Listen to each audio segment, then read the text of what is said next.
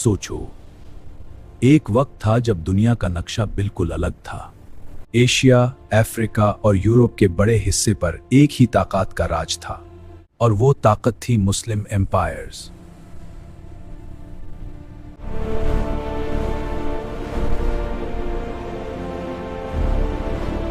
ऐसी सल्तनतें जो इल्म, ताकत, साइंस और इंसाफ में दुनिया से आगे थी।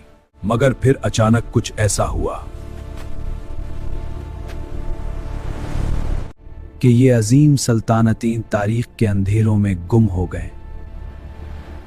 आज की वीडियो में हम उन लॉस्ट मुस्लिम एम्पायर्स की कहानी सुनेंगे जो कभी दुनिया की सुपर पावर थे और फिर अचानक खत्म हो गए। एंडलुस, यूरोप का मुस्लिम एम्पायर। 8th सेंचुरी में जब यूरोप अंधे दौर से गुजर रहा था, तब स्पेन में एक इस्लामी सल्तनत उभर रही थी, अल अंदलुस। यह सिर्फ एक हुकूमत नहीं थी, ये इल्म का मर्कज था। कॉर्डोबा और ग्रनादा जैसे शहर दुनिया के सबसे एडवांस सिटीज थे। उस वक्त कॉर्डोबा में स्ट्रीट लाइट्स, लाइब्रेरीज और यूनिवर्सिटीज मौजूद थे, जबकि यूरोप के कई शहर अभी अंधेरे में डूबे हुए थे। हजारों किताबें, साइंस, मेडिसिन और फिलॉसफी सब यहां पर डेवलप हो रहा था। मगर फिर सदियों की जंग के बाद 1492 में अंदालूस खत्म हो गया और यूरोप की यह मुस्लिम सिविलाइजेशन सिर्फ तारीख की किताब बनकर रह गई। खिलाफत अब्बासिया, इल्म का सुनहरी दौर। अब चलते हैं बगदाद की तरफ, जहां कभी दुनिया का सबसे पावरफुल एम्पायर था, अब्बासिद कैलिफेट। यह वो दौर था जब मुस्लिम साइंटिस्ट्स और स्कॉलर्स दुनिया को बदल रहे थे। अलजेब्रा, एस्ट्रोनॉमी, मेडिसिन यहां से दुनिया तक पहुंचे। बगदाद में एक जगह थी, बैतुल हिकमा। यह एक ऐसी लाइब्रेरी और रिसर्च सेंटर था जहां दुनिया भर के स्कॉलर्स काम करते थे। मगर फिर 1258 में एक तबाही आई।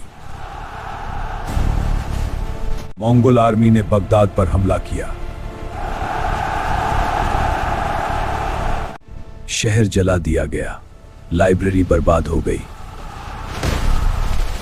और कहा जाता है कि दरियाए तिग्रिस का पानी किताबों की स्याही से सियाह हो गया था। इस हमले ने मुस्लिम दुनिया के सबसे बड़े इल्म के मर्कज को खत्म कर दिया। ऑटोमन एम्पायर, 3 कॉन्टिनेंट्स के हुकूमत। फिर आई एक और अजीम ताकत, ऑटोमन एम्पायर। यह सल्तनत 600 साल तक कायम रही। इसका राज एशिया, अफ्रीका और यूरोप तक फैला हुआ था। सुल्तान महमद ने कॉन्स्टेंटिनोपल फतह करके तारीख बदल दी।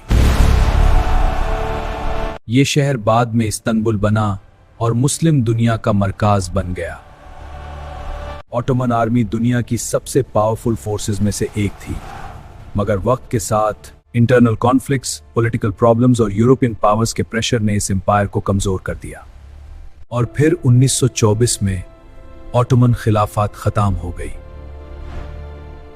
600 साल की सल्तनत बस तारीख का हिस्सा बनकर रह गई। मुगल एम्पायर, हिंदुस्तान की अजीम सल्तनत।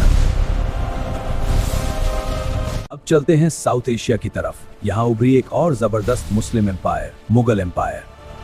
बाबर से शुरू होने वाली यह सल्तनत अकबर, जहांगीर और शाहजहां के दौर में अपनी पीक पर पहुंची। इस एम्पायर ने आर्किटेक्चर, कल्चर और एडमिनिस्ट्रेशन में नया स्टैंडर्ड सेट किया। ताजमहल जैसे मॉन्यूमेंट्स इसी दौर की निशानी हैं। मगर फिर इंटरनल फाइट्स, वीक रूलर्स और ब्रिटिश कॉलोनियल पावर ने धीरे धीरे इस एम्पायर को खत्म कर दिया, और 1857 के बाद मुगल एम्पायर का आखिरी चैप्टर भी बंद हो गया। तारीख का सबक। आज जब हम दुनिया का नक्शा देखते हैं तो शायद हमें लगता है कि यह हमेशा से ऐसा ही था, मगर हकीकत यह है कि दुनिया की सबसे पावरफुल एम्पायर्स भी हमेशा नहीं रहती। एंडलुस, Abbasids, Ottomans, Mughals। सब ने अपना गोल्डन एरा देखा और फिर तारीख के अंधेरों में गुम हो गए। मगर सवाल ये है, क्या ये सल्तनतें सिर्फ खत्म हो गए या उनका असर आज भी दुनिया में मौजूद है? आज की साइंस, आर्किटेक्चर और नॉलेज में उनका हिस्सा अभी भी जिंदा है। तारीख कभी मरती नहीं, वो सिर्फ छुप जाती है और जब कोई उसे दोबारा पढ़ता है तो पूरी दुनिया का नजरिया बदल जाता है।